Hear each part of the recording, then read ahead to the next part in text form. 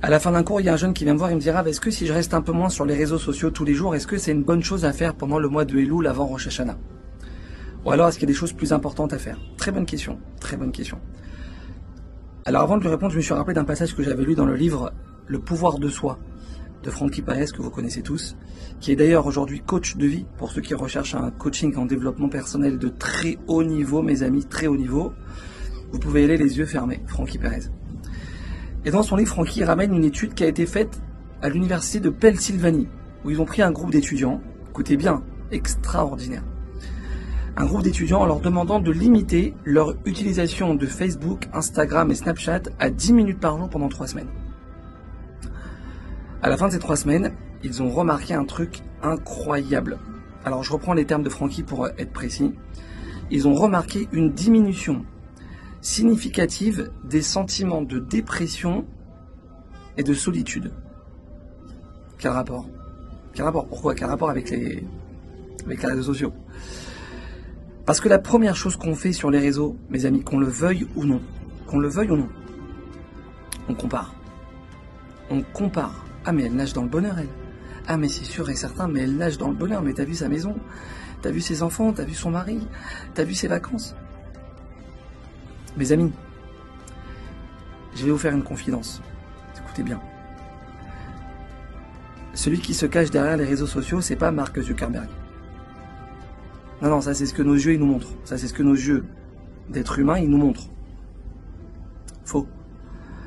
Celui qui se cache derrière les réseaux sociaux, c'est ni plus ni moins que le Yetzer Hara. Et le but number one du Yetzer Hara, nous dit le Baal Shem Tov, que son mérite nous protège, amen, c'est de t'enlever ton sourire. C'est de t'enlever ta bonne humeur. C'est de te faire croire que t'es un bon à rien, t'as raté ta vie, t'as raté ton couple, t'as raté tes gosses.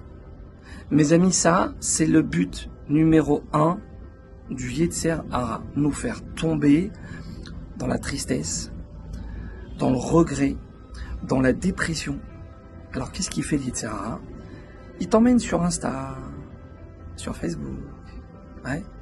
Et là-bas, il va te montrer des personnes qui ont l'air... Comment ils sont importants ces 3 mots? Qui ont l'air plus heureuses, plus riches, plus belles, plus amoureuses que toi. Alors regarde ton mari comment il vient de te parler. Regarde ton mari comment il vient de te parler. Regarde le mari de ta copine où il a emmené en vacances. Regarde ton couple. Regarde sa rivière en diamant qu'il lui a offert. Et toi même pas il dit joyeux anniversaire ton mari le jour de tes 42 ans. Mais divorce. Mais renvoie-le chez sa mère. Mais t'as vu avec qui t'es marié? Tristesse. Dépression. Divorce. Mes amis, c'est que ça. Et tout le monde le sait. Seulement Yetzer Hara, qu'est-ce qu'il fait? Il nous fait oublier. Il nous fait oublier que la pire des vermines qu'il y a sur Terre, c'est les réseaux. La pire des poubelles qu'il y a sur Terre, c'est les réseaux. On le sait et on oublie. Mes amis,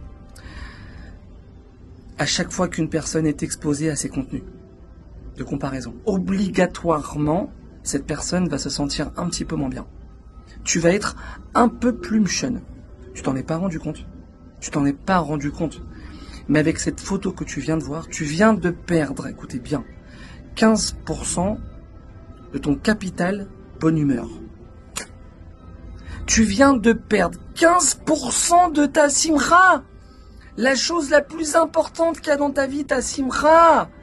Tu viens de la perdre à cause d'une photo qui est fake. Mais juste avant de prendre cette photo, elle s'est déchiré la tête avec son mari, il lui a parlé comme une serpillère. Mais ça, elle va pas te le montrer. Bling, bling. Comment il est puissant, le Yetzer Hara, mes amis. Comment il est puissant.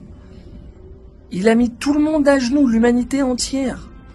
Mais nous, Am Israël, on sait ce que c'est le Hémet, on sait où la vérité. Mais c'est maintenant qu'on doit la mettre devant nous, cette vérité, avant Rosh Hashanah. Regarde comment il a réussi, lui. Et toi, t'es un loser.